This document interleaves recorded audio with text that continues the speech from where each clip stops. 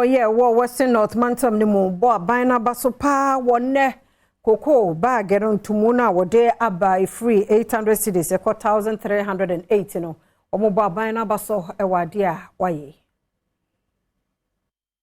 Ghana by enam cocoa board so atu cocoa buomu ewo meyimu Ghana mampanyina na Adom Akufo-Addo ebobosomede toso nkron ene wode cocoa buo fofra sese wode betu cocoa so ekotu dwa ewo tepa wasante mantamu nsemtwefo nhie mu ekoso ewo bekwae ewo bibia ne anwa so mansine ne mu ena cocoa akuafo bi ede tu dwa se wani anchepa sa aban ede buo atu cocoa so asese ebebo wo mu kwame obi yeden eyese hwebekwae cocoa district afempiri ne adunum yensa de oje best cocoa farmer no ne nsemtwe for twetwe nkomo ene odi tu dwase emfie bi atwem no na wo mo kire wo mo pa ewo kokwa wodua no nso ne yi abaye atie wo mo sufrɛ no wato mama wo mo a ogidi se beboa ekanyan emaburu no ewo koko dua no emu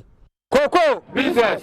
akuafo fre hie yebra akuafo ye hia ya na ye abasobode akese pa ne de ma omanpanyin na Adom Akufo-Addo ani koko bo ne ye waya ma koko akuafo no ebi si da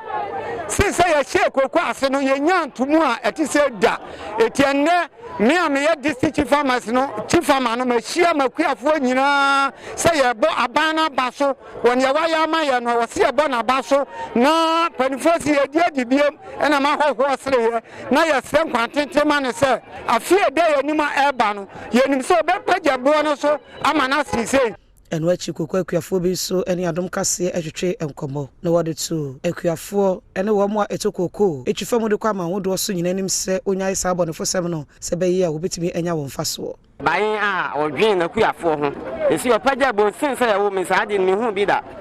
na afi wo sa ade na ba so de ade ye kan se do mu nyina ase yo koko bi mo a ekayirem esa price na ye hu se amwa ye ntino ye gya se be se ya ensen ba price ba na no ya shase a koko aka kayirem mu nyina no ye gusu a ye ho djuma edana na do ase de waya ma ene Ghana cocoa board ye de asida ene ayeye ene kabia ne de mamu nyame nhira mu